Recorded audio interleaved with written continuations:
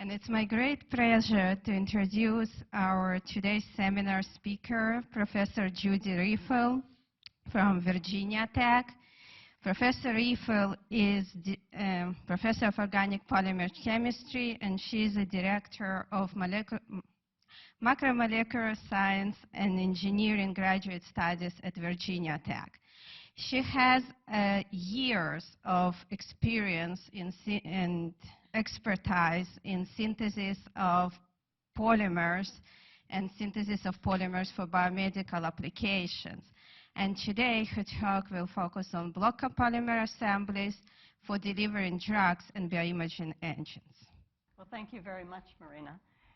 It is a pleasure to be here. I'm, of course, from Blacksburg, which is about a 3-hour drive north of here, just about northwest, I guess, of here.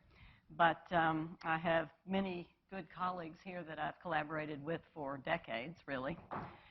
Some have just moved here, and it's nice to have Dr. Kavanaugh so near. And I've been collaborating with Marina for about the last, I guess, 3 or 4 years, right, since you've been here.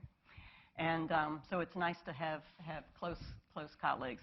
And I've really enjoyed getting to know many of you over the last 2 days, too. I'm very impressed with the level of science and biology, and I'm extremely impressed with the way you collaborate with each other.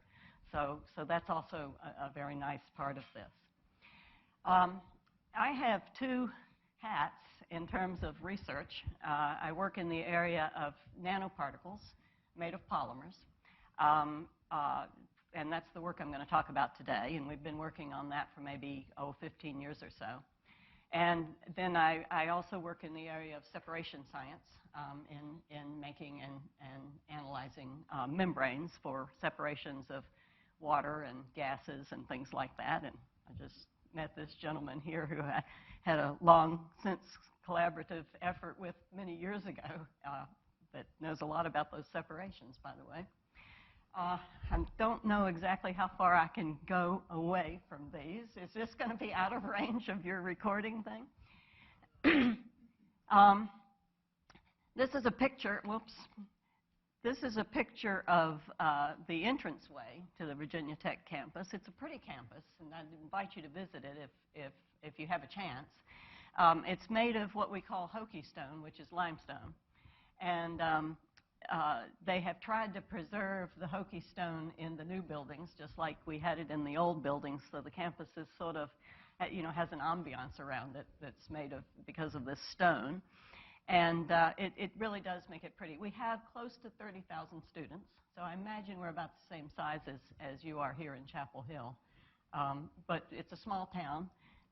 We have about that many town people, too, so the town is not as big as here. But it's a good college town, and that's nice. The area I work in is also very interdisciplinary, and it requires people that are chemists, such as I am, people that are physicists, such as my collaborators down here, and then if it's going to go into a biological application, certainly people that know the area of biology and medicine, and I wouldn't presume to do that. So I collaborate with people. So here's me and my students and Professor Davis, who is a chemical engineer and helps a lot with he is an expert at colloidal stability and issues that involve colloidal stability. And that's, of course, that's a great interest for biological nanoparticles. And then the people down here are at NIH in their imaging laboratory. And Alan Koretsky is an expert at MRI, and that's one of the things I'm going to talk about today is materials for MRI, contrast agents, actually. You'll notice I have 2 Pathes, and their names are very close. They're brothers. They're both in Pathe, and we have publications from the last about 10 years that have in Pathe on the publications, but I assure you I haven't kept a student for 10 years. There's 2 of them, and they were both extremely good, and they work together very well. So one of them is now at NIH working on some of the imaging and collaborating with us there. oops, I guess I, so,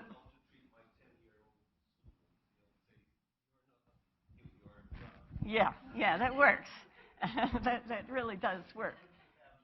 Well, and I still get their names mixed up because they kind of look alike and their names are so similar. And so we have Nippon and Nicorn. And they tried to make it easy for me. They said, well, we have nicknames. And I said, well, what are your nicknames? And they said, Mick and Mac. And they had a little sister named Mo. So we have Mick, Mac, and Mo. And I hope that she will come and get a degree because they're some of the best students I've ever had. This is our administrative building, and it sort of marks the center of the campus. I thought you might like to see that. It is a pretty campus. It's going to look like this soon, though. The other day in Blacksburg, I walked out of my house, and it was 13 degrees and blowing hard. We live up on a hill, and so the snow is coming soon. So I envy you all with your weather here. But come visit us if you can. So I have several topics for today, and I thought I would focus on two of them. First, I'd like to talk about making contrast agents for MRI applications. And I'd like to talk about making those contrast agents in nanoparticle form loaded with drugs also, so that the drugs could be delivered. And I want to talk about two different types of agents because they have very different properties. First of all, I want to talk about clusters. And they're clusters where we've taken magnetite particles, which are Fe3O4, iron oxides, and coated them with block copolymers and drugs and aggregated them in sort of special ways. And they make very nice dark contrast on MRI. And then I'd like to talk about some contrast agents that are made of copolymers, different copolymers, and manganese. And these make very nice bright images on MRI. They're so-called T1 contrast agents. So I'll talk about the dark ones first and then the light ones second. And Nippon, mostly, Papai named all these. He calls these magnetic block ionomer complexes. And these are manganese, and they're graft polymers, so they're manganese graft ionomer complexes, and that's what magics are. So you'll see magics all over the place. And when we published that, they wanted us to change it to MNGICS, and I didn't like that, so it's still magics. So first we'll talk about the magnetite. Nippon is also an artist, among other things, and he makes very nice pictures of things. And so he made the pictures to sort of show what we want to talk about. The magnetite agents are made of magnetite nanoparticles. And the nanoparticles in our hands at this point, we have two sizes. We have an average diameter of 8 nanometers, and we have an average diameter of 16 nanometers. So we have two different sizes, and the different ones have different properties. I will talk about the 8 nanometer ones today. And he puts a polymer around it that has an ionic component, and it has a non-ionic component, both water-soluble. And actually, Professor Kavanaugh named these block ionomers, I guess, about 2.5 decades ago, I guess. So that class of materials really came from some of your people. And then he took these and he put functional groups on the end. And he used those functional groups to put these green pieces on and hook these little things together. And it's these with the nanoparticles that are hooked together, and you can control the size of the complex, of the whole complex, that make such good MRI contrast agents. And then the magics, the manganese complexes, are similar, but they have manganese, and there's no particles in these. They're molecular manganese ions, and they are associated in the center of a core where we have a block copolymer, and then we add to that chemotherapy drugs, and the ones that are of most interest at this point are based on platinum, because the platinum complex is very nice with the polymers. So those are the two topics that I'll talk about, and I'll start with the ones that are up here.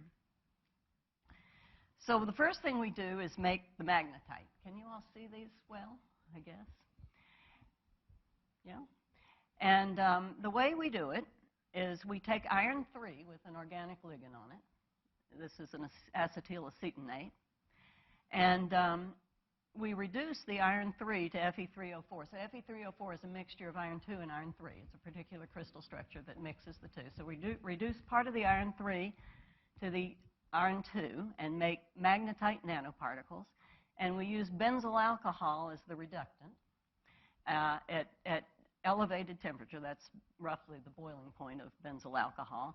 And in that process, we obtain magnetite and nanoparticles. They precipitate out under these conditions in that size. And the benzyl alcohol, undoubtedly, some of it gets oxidized to benzoic acid, too, in the process. And then to store them, anybody that's worked with nanoparticles realizes that they're not really easy to store and keep in good form. So what we do is we coat them a little bit with an organic acid. We just add a little bit of organic acid, and we store them in solution. We never take them out of solution until we're ready to use them. That's important. Otherwise, you mess up your dispersion badly. So we make the polymers, and I see several chemists in the audience, so I won't have to ask for forgiveness for going through the polymer part of it. And the polymer we want to make in this case is a polyethylene oxide, and of course that's got no ions and it's water soluble, and a polyacrylate. And so at physiological pH, this will be in its anionic form. So we have one block that's anionic and one block that's non-ionic, but both are water soluble. And so in this case, we usually just purchase the polyethylene oxide because we only need one end functionalized. React it with an acid bromide to put a alkyl bromide on the end of the chain. And then we do a controlled free radical polymerization with cuprous bromide as the catalyst. And this is an amine ligand to keep the copper in suspension. And add T-butyl acrylate on as we wish, and you can control the molecular weights of both blocks quite nicely this way. So you can control the lengths of these things. And the lengths that we, and then you can take these T-butyl groups off with acid and generate what will be your ionic block. And so this block is 2,000 grams per mole. And that makes a good molecular weight for stabilizing the nanoparticles in suspension. So that's why we chose that molecular weight. And this is longer. We need this we need the acrylates to bind to both the magnetite and also the drugs that we want to load into these. So we have a 2,000 and a 7,000. And we hope that polymer, when the magnetite complex breaks up, will be small enough to be eliminated. It should be, I think. So I'm hoping that we don't have to have a biodegradable one in this case. And then what we do is take the magnetite in chloroform, mind you, and the polymer actually in its acidic form in chloroform, and simply run them together, and the particles become very nicely coated with the polymer. And the ionic block then will bind to the magnetite, and the non-ionic block will be left to stick out in the solution and stabilize the dispersions.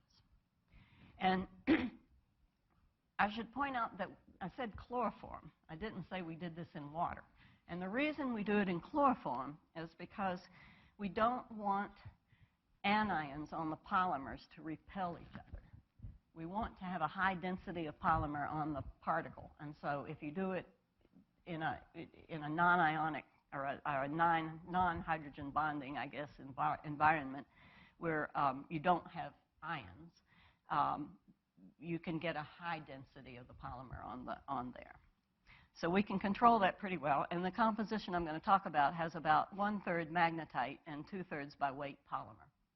Okay? Now, we want to make clusters of these.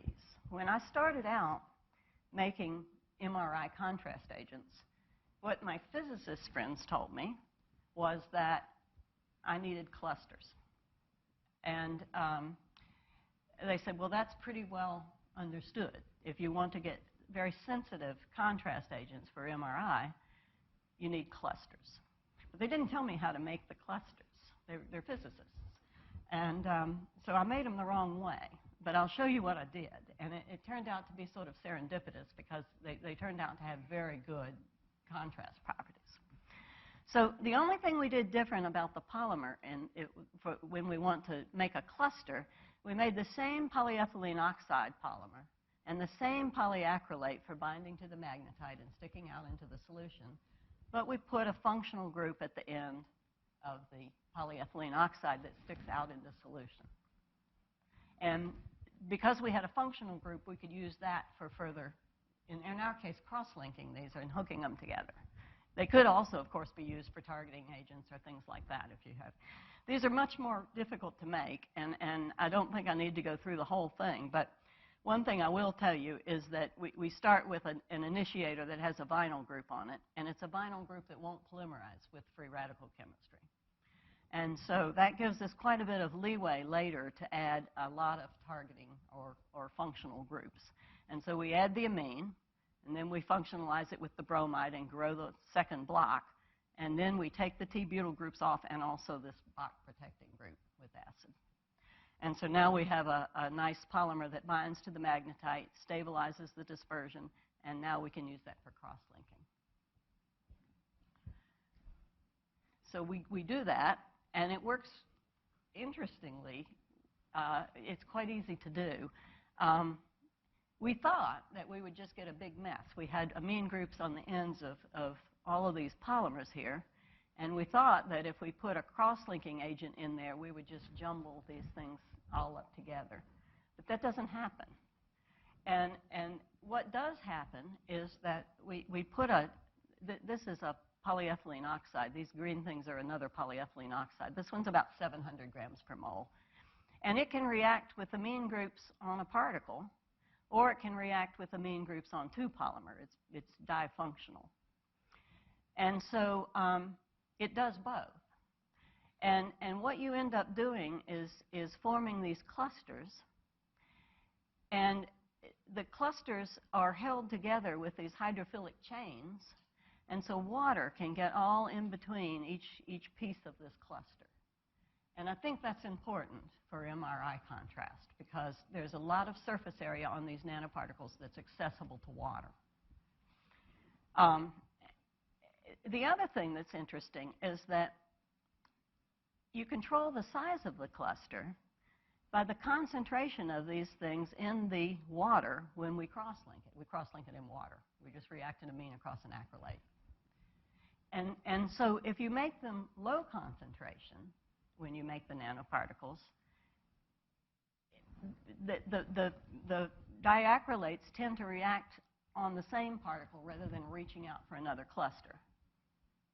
And so the more concentrated you make it, the more they reach out and bind with another particle, and you get bigger clusters when they're more concentrated. And it's remarkably easy to do that way, because all we have to do is put them in water at different concentrations, and we can control the size of the clusters. So that worked very well. And now we have these clusters that have this water all the way through the middle. So when you do MRI, or when you want NMR relaxivity, you generally want access to water you want the particle to be accessible to the water, because you're going to measure the relaxation of the water when you do this. And this is just a series where we use different concentrations, 10, 20, and 30 milligrams per milliliter. And this is no cross-linking. And this is an intensity average diameter. This is measured by dynamic light scattering. And dynamic light scattering gives you an average diameter, or an average radius, whatever you want to call it, and it gives you what's called an intensity average diameter. And that's a weighted average. So if you wanted to use a normal statistical, plain old statistical average, these would be somewhat smaller. All right? But I'm giving you what the light scattering actually gives you, because that's the one I know is right. So I like to do it that way. They're all negative zeta potentials. And what a negative zeta potential means is that you have ions left. You have anions left. So we don't put enough magnetite in these to use up all the ions, because we want to use the rest of them to bind the drug. So we don't use up all the ions. So they're all negative, and that gives us room to add drugs and pull those ions more into the center of the core and make the drug-loaded nanoparticles that we want to make. Now, this shows also dynamic light scattering data. And what it shows is the intensity average diameter in nanometers, again, versus time. And this is in water, and this is in phosphate buffered saline, both of which are important to us for colloidal stability. And so one sensitive way of measuring whether they're colloidally stable is just leave them in there for a long period of time and keep measuring the size. And if they aggregate, they're going to get bigger. And if the polymer comes off the magnetite, they're going to get bigger, because the nanoparticles themselves are going to aggregate. So this turns out to be a pretty sensitive way of measuring whether they're colloidally stable. And so this one is the smallest particles, of course. That's these, without the clustering. And these are the clusters in 3 different cluster sizes. And you can see that this is a period of a week that we've measured the size of them, and they remain quite stable and quite colloidally stable. So the carboxylic acid, if you have enough of them, binds to the magnetite strong enough so that it's not going to come off. Now, you have to have enough of them. 1 won't do it, 2 won't do it, 3 won't do it, but lots of them on a polymer will. So that's a good way of telling how stable they're going to be. Let's see. Now, so we started measuring NMR. We were interested in MRI. And I see a couple of NMR people in here that I know, a lady in the back at least. And, but I think I should explain just a couple of things about magnets, and particularly NMR magnets. So what you do is you place the sample in the presence of a large magnetic field. You place it in the magnet of the NMR or the MRI, either one, same thing. And you add another magnet in the form of an electromagnetic coil, and you apply the second magnetic field in a different direction. So here the magnetization of the water, we're going to measure this of protons on water, is going to go in this direction aligned with the field. And when you apply the second field, what you do is you tilt the magnetization vector over a certain amount. All right? And then you remove this magnet, the second magnetic field, and leave it in the presence of the big magnet that's going in this direction. And once you remove the second magnet, this magnetic vector of the water starts to disperse. And it starts to go back to what would be the original. All right? So you point it in this direction, all one direction in the XY plane. And then you remove the field, that second field, and this begins to disperse in the XY plane. And that dispersion means that the magnetization in this particular direction is going to decrease. And so you're watching the decay of a signal. You're measuring the loss of a signal when you do that. And that gives you what people call a negative image. It'll be a black image. And the vector in the direction of the big field begins to go back into the direction of the big field. So the water proton magnetic moments start going back to align with the field. And so this field, when you turn the magnet off, in that direction grows. And so you're watching the growth of the signal. And that's T1 relaxation. So you get if you have a T1 contrast agent, you get a bright white image. That's the growth of the field. And if you have a T2 contrast agent where you're watching the decay of the field, you get a loss of the signal, and that's T2 relaxation. Magnetite nanoparticles are T2 relaxation agents. So they make dark images, and what you're watching is the decay of the field in this direction as it spreads out in the XY plane. Right? It's a dark image. Now, what makes it spread out? Well, if you have a contrast agent, and this is a particle, it's not a molecule, it's a particle, so it's lots of molecules in one particle. And if you have a water molecule in this direction, and your big field is going in that direction, then the magnetic properties of this will add to the field, because you're in this in the Z direction, I guess. If the water molecule's over here, where the field lines go this way, that water molecule the effect of this particle is going to reduce the field that's felt by that water. So it depends on where the water is. And the water is moving, of course. And the bigger the particle is, the longer it takes for a water molecule to get from here to here. And that's why so the longer it takes, the more difference in the field, the more difference the water sees as a field, and the relaxation is faster. So big particles make better contrast as you go bigger because of the diffusion rates of the water. And that's why everybody said you need clusters. And they said that it would be the effect of the cluster, not the single particle in that case. And I'll explain relaxivities in a little bit.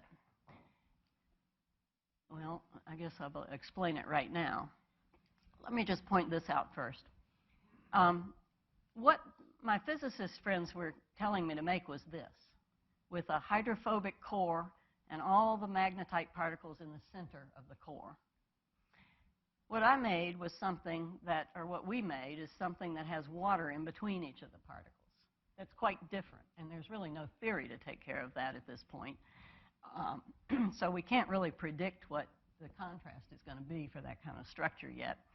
But if you compare the two, these are properties of the ones made like this, and we can make those. We just made these other ones first. And these are the properties of the ones made like this. And what you can see is they both have the same amount of magnetite. They're both the same size.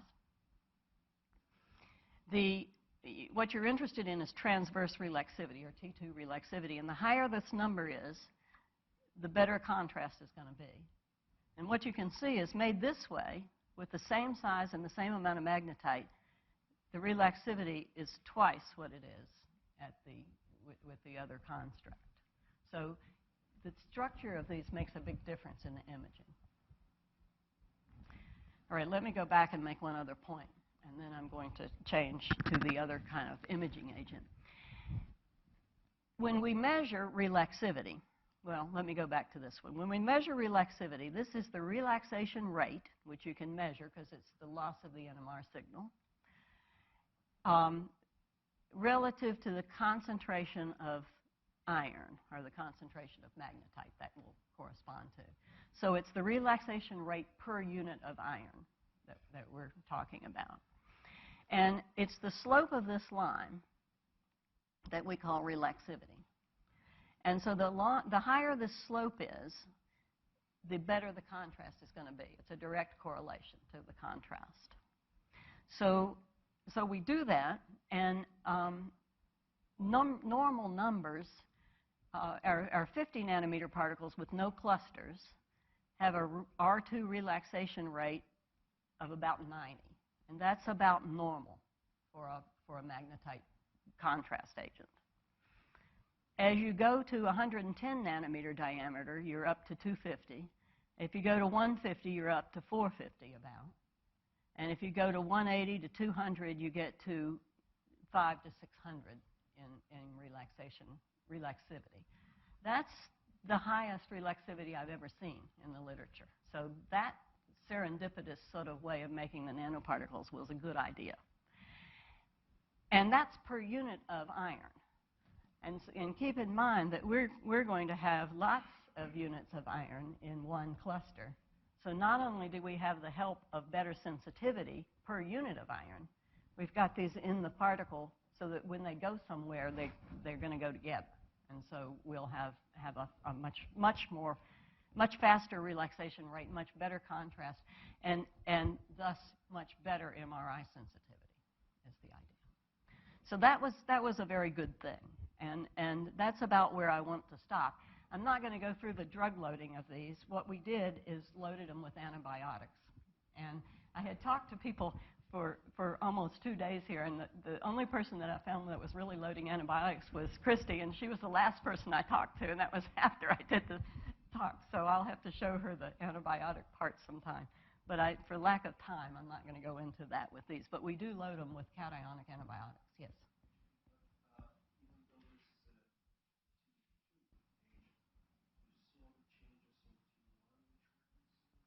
We see the changes in T1. The question is, do we see the different changes in T1? We do, but you can't typically use a T2 contrast agent to get a bright image. I don't think that's going to work. We have a change, but they sort of cancel each other. And I don't know the physics of it exactly, but that's not where you want to go, I think. They do make dark images. These are what we call phantom images. And what we do is we just take a gel, and we take little Eppendorf tubes, and we put a gel in our Eppendorf tube with a certain amount of contrast agent in it, and we put it in the MRI and measure the signal, right, how dark it gets. And so, and there's different pulse sequences, too. And as I learned about NMR and MRI, what I have found is I've decided that people who design the software for the pulse sequences, I think it's a whole field in itself, to be perfectly honest. It's very complicated. But what you can see, these are the concentrations here, and this is micromolar iron concentration. So number 6, which is on the right, in a T2 image that's going to be dark with the contrast agent, there's no contrast. It's blank white. And as you go to 12 micromolar, you begin to see it darken a little, and certainly 25 micromolar, you see it darken even more. So by the time you're at 50, 25 to 50 per unit of iron, you've got a very dark contrast. And that's pretty good for sensitivity in contrast. So that's where we are on those. The clusters, these are the clusters and these are the singles. And the singles aren't as sensitive, as you can see. They don't have as good a relaxivity. So we're going way up in sensitivity. And what I'm hoping is that'll be enough to monitor where a biodistribution of a drug by MRI. So I'll conclude that part. And so we made these clusters that have these internal spacers. And the physicists are having fun trying to model that by modeling how far apart the spacers are. I mean, how far apart the particles are and things like that. And so that's ongoing, but certainly that's not something I'm doing. We compared them to a commercial iron oxide contrast agent, and they're much better than that. This is about the same amount of contrast you get with the single particles, but the clusters are much, much better. We can load a lot of antibiotic into this. We can load easily 40% of an antibiotic into it. And what we need to know now is whether we've gotten these high enough to actually do biodistribution studies with the NMR machine, as opposed to maybe PET or something. So that's ongoing, but not as much in my lab as in some other labs. All right, now I'd like to change directions and talk about the bright field images. And usually, T1 agents are made with gadolinium. Gadolinium it's a lanthanide. It has, I think, 7 unpaired electrons, and so it's a very good relaxation agent. That's what you need. There's been some health issues, around gadolinium, and so people are looking for alternatives and things like that. And we chose to look at manganese as the ion. And manganese has 5 unpaired electrons, and so it's also pretty good for a MRI bright field imaging agent. So what we're trying to do is design complexes that carry manganese and that carry drugs, platinum drugs. And I believe probably some of you all saw a talk presented here by Professor Kataoka earlier in the year. And he has a clinical trial going now with cisplatin, I believe, in some of his nanoparticles. So I think that lends credence to this also. There's no imaging agent in those, but there could be. So just to remind you, magnetite, these are supposed to represent magnetite particles, are T2 agents. This is a liver, and this is without the contrast agent. And the liver, when you put a nanoparticle with magnetite in it into an animal, this is a mouse, the liver turns black really quickly. I didn't know before I started doing work in the biological field that the liver kind of takes up everything, and so I don't eat liver anymore, in case you all want to know. It's something I don't do. Anyway, gadolinium, which is a T1 agent, this is the liver without the contrast agent, it turns bright. So that's a very bright agent. And what's interesting to me about the bright agents in terms of MRI is you can get a lot of definition in a bright agent. You can see I think, a lot more definition. The radiologists would be able to say that more, but I think these are better. They're nice in terms of seeing them. So this is a commercial manganese agent, and it was introduced onto the market. I don't think it's on the market right now, but it was introduced onto the market at some point. And what you have to do is you have to chelate the manganese, and you have to chelate it really well. Manganese, in something like manganese chloride, is fairly toxic. But if you chelate the manganese in a way that you don't let go of the manganese, it seems to be the way to go. So that's the way the one commercial one was made, but I don't think it's available anymore.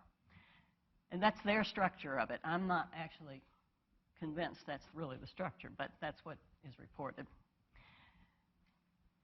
So we tried this with carboxylic acids like we had before, and it doesn't work. You can't complex the manganese with the polycarboxylic acid well. I mean, you can complex it, but it won't stay there. It'll come out. It'll leach out. So we made these phosphonate polymers. And so what this is, it's a hydrocarbon backbone. This is a polyethylene oxide graft. This one's 5,000 grams per mole. And these that look longer than the graft aren't really. It's just that it took me a long time to write the structure. We've got a bisphosphonate here, and it's an ammonium bisphosphonate. And the ammonium piece seems to also be important. So you need the ammonium piece. You not only need the phosphonate, you need the ammonium. The pKa's of these, the first OH ionizes at about a pH of 2.5 to 3, depending on the exact structure. And the second one ionizes at about 7.2, so in the physiological range. So you change the structure of it somewhat as you go through the physiological range. And these are esters.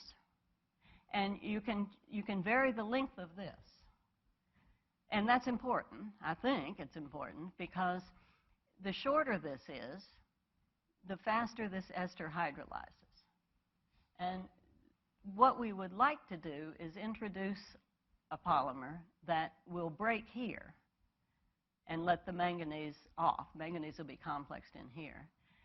Break this whole piece off but not let go of the manganese, still keep the manganese complex. So we want to break up the polymer, hopefully to clear it from the body, and then we want but we want to keep the manganese chelated. So if you have 2 carbons here, it hydrolyzes almost immediately. That doesn't work very well. 3 carbons hydrolyzes in a day or 2, and at pH 7.4. And the 6 carbon one hydrolyzes very slowly. So we can vary that pretty well. And so we compared complexes with manganese made with these 3 different polymers, the carboxylate, the one that hydrolyzes, and the one that doesn't hydrolyze very fast. And these are easy to make. They're really very easy to make. I'm not what you'd call a synthetic organic chemist.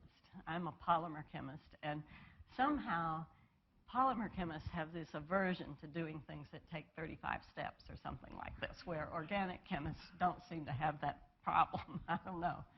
I would undoubtedly make a mistake in the 34th out of 35th step, and then you'd start all over. Anyway, we can buy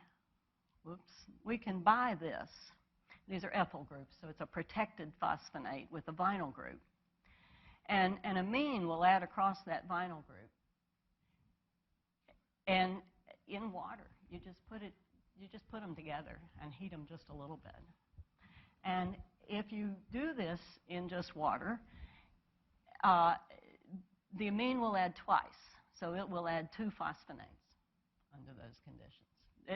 That's one of the nice, easy reactions to do. And it's quantitative. So we don't have any trouble with it.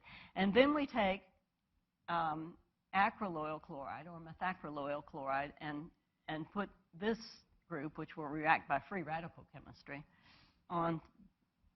We esterify the hydroxyl group to make the monomer, and we get this monomer. And we polymerize it in that form, and then we take these ethyl groups off after the fact. That's also fairly easy to do, although you do have to be careful to hydrolyze these without hydrolyzing this one. But we make these types of monomers, and the length of the alcohol determines the length of that methylene chain, so that's an easy one too. We just buy those. And then we take the monomer, and in this case it's a methacrylate, and polymerize it with a polyethylene oxide that has a functional group on it, with a free radical initiator and a conventional free radical polymerization. These are also easy to do. We happen to do this in a solvent, and this is a good temperature for this particular initiator, and we get a graft copolymer. And for people interested in copolymerization chemistry, the monomer with this structure on this side is a slow reactor, basically a slow reactor. You have to have a methacrylate here and an acrylate there to get them to copolymerize. You can't use 2 acrylates. But you can get a statistical copolymer this way, and then we just take the ethyl groups off with, we silylate it, and then we hydrolyze the siloester. It just has to be done under anhydrous conditions, otherwise it works really well. And we get the polymer that we want. I keep wanting to go over there. Now, we can put different amounts of manganese in there, relative to how much phosphorus we have, because it's the phosphonates that are going to bind the metal. And we did that. We made a whole series. This is the carboxyl polymer. This is the one with the 3-carbon spacer, and this is the 6-carbon spacer. And we made a series where we had 2 phosphorus for every manganese. And we made a series where we had a little less manganese or more phosphorus for every manganese. And this set works better for complexing with the manganese. And we put this in solution in water, and we just added manganese chloride and then dialyzed it. And that's really all we needed to do. And the manganese pulled the ionic backbone together into a core, and we're left with the grafts of polyethylene oxide on the outside. And again, we didn't use up all the anions. So this is 3 phosphorus, and every phosphorus has 4 OH minus on it, so per manganese. So we didn't use up all the anions. Manganese is hexacoordinate, by the way. And the diameters are, the blue ones are the phosphonates. The carboxylates don't work, but the blue ones do. And so they're around 70, well, I'd say 50 to 70 or 80 nanometers, again, an intensity average diameter. So a number average diameter would be a little over half of that. So that's the size they are. And then we have a lot of anions left to complex with drugs. So this is the idea. And the fact that the zeta potentials are negative means we still have those anions left for complexation with the drug. And we measured the stability in water. This is actually in phosphate buffered saline. By dynamic light scattering, we measured their size. And these are all the phosphonates. They're all stable. And the carboxylates aren't. And what happens is the carboxylate, the manganese leaches out. It's not held tight enough with the carboxylate. And when the manganese leaks out, the particles break up, and then they're a different size. But all the phosphonates are stable. And then we began to look at whether the manganese would leach out. We dialyzed those for 2 days, I believe it was, before we did this. But then we began to look at whether the manganese would leach out. And so what we did is we took this complex and we put it in phosphate buffered saline at pH 7.4 in this case. We had several pHs. It doesn't come out at any of them. And we let any free manganese that was exchanged with some cation in our phosphate buffered saline would come through the dialysis bag, and we'd measure the amount of manganese in the receptor medium. So that's what we did. So this is, we made sure the free manganese came out, manganese chloride, that does. These are the phosphonates. This is the hexyl one. Doesn't come out at all. The one with the propyl 3 units does come out, but it doesn't let go of the manganese. The manganese is still in here. It hydrolyzes here. And so it lets this whole thing with the manganese out. But it doesn't, the chelation's still there. So it's okay. The carboxylate comes out. The manganese comes out of the carboxylate, so that one's going to be toxic. The other thing that you want to make sure of is that something else in the medium doesn't displace the manganese. And so we put it in there with a lot of calcium chloride to see if calcium, being another divalent cation, would exchange.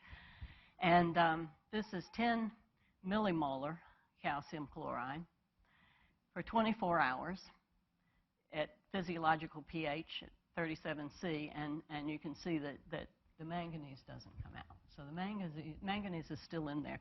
We haven't tried magnesium and a few others that we also need to try, probably zinc too. But they're nice and stable in that respect. And so we measured relaxivities, and these are T1 relaxivities now. And so the commercial manganese contrast agent per unit of manganese has a relaxivity of 2.3. That's inverse seconds per millimole of manganese. So that's sort of the standard. The 2 phosphonate polymers that have 3 phosphonates per manganese are, something like somewhere between like 7 and 10 times that. So per unit of the manganese, these are also reasonable contrast agents, better contrast agents. So that's good.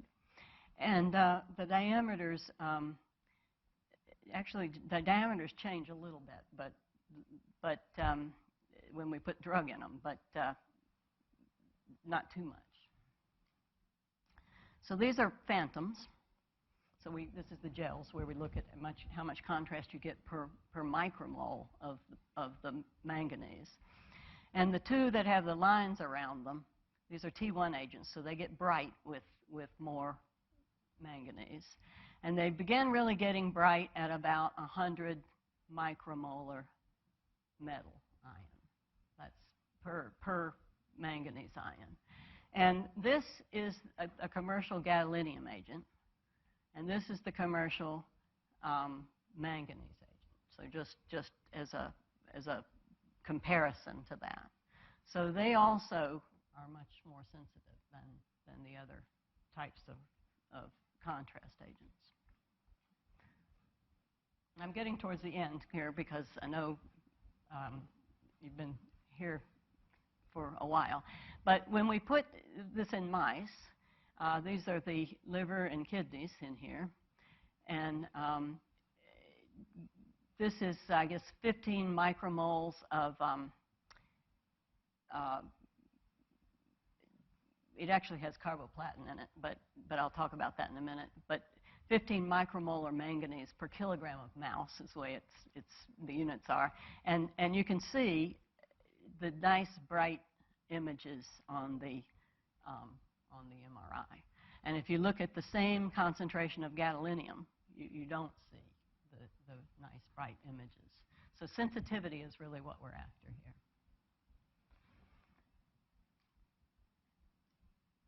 One more thing. We put drugs in them. We bound drugs in them. So we bound doxorubicin, cisplatin, and carboplatin. And I'll show you the structure of carboplatin here in a minute. So doxorubicin has one ammonium ion. And we thought that one ammonium ion might complex well enough with the phosphonates to give us nice controlled release and some help. I'll tell you now that doxorubicin does go into the complexes, but when we looked at proliferation of cells in the presence of this, the doxorubicin complexes weren't any better than the free drug. So I think it just comes out too fast. But the platinum is interesting. So the phosphonates will complex the platinum, and this is cisplatin. And the way we loaded cisplatin, because cisplatin is not very water soluble, the way we loaded cisplatin was in a 9-to-1 water to DMSO solvent mixture, and that's needed. You need the DMSO there to get it in, and then we dialyze the DMSO out. And so we get cisplatin in there. Carboplatin is much more soluble in water, so we could just use phosphate buffer to load the carboplatin into the complexes. So that works very well. So it's these two, the platinum drugs, that we're interested in here. And interestingly enough, the cisplatin doesn't come out. It doesn't release. So we thought that's not good because you need it to release. But from the phosphonate, it doesn't release.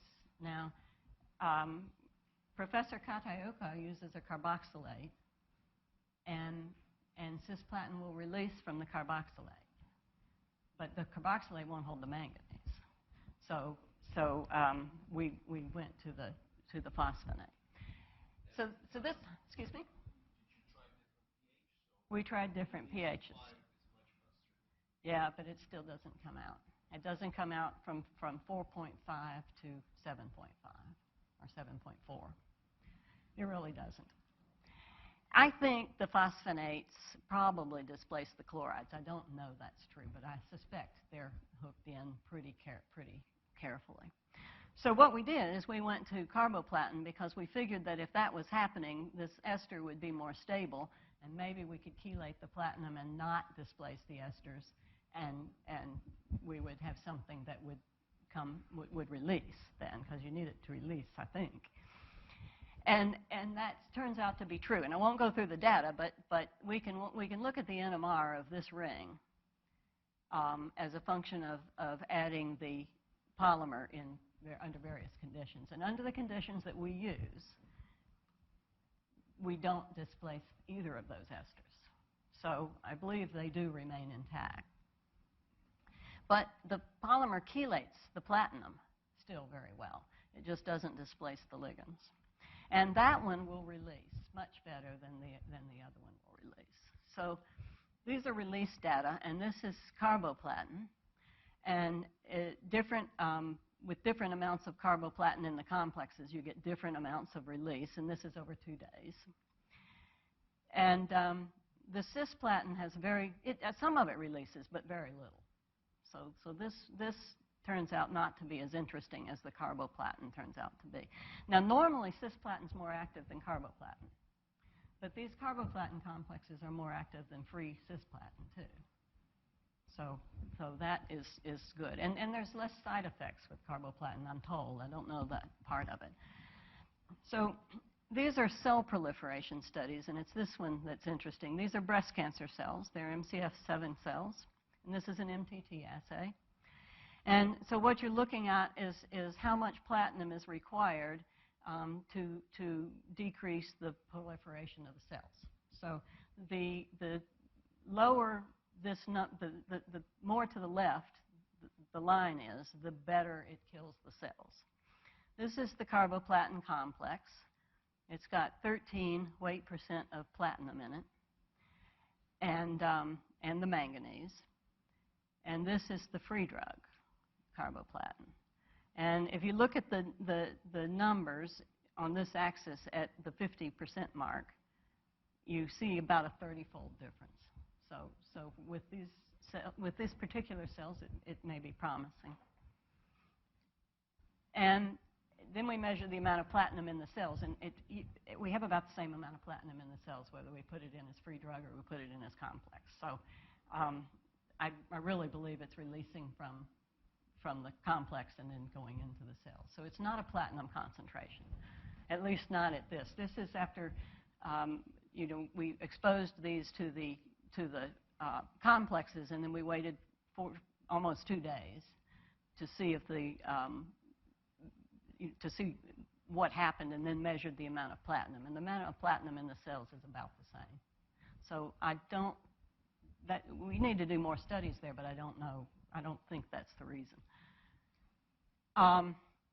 These are glioblastoma cells, and the IC50s with the free drugs are 7 and 50.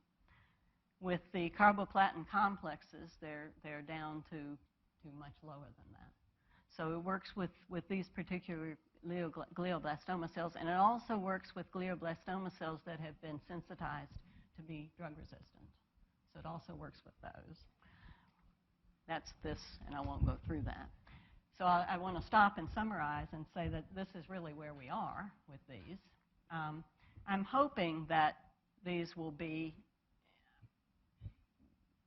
sensitive enough to do biodistribution studies by MRI, which I think is difficult at this point because of the sensitivity of MRI. And so I'm hoping that's true. We can certainly make the complexes. Whoops, I really blew it that time. Well, I'll just summarize. We can certainly make the complexes, and they certainly are more sensitive than the common agents. But we'll have to wait and see about biodistribution. And I thank you for your attention.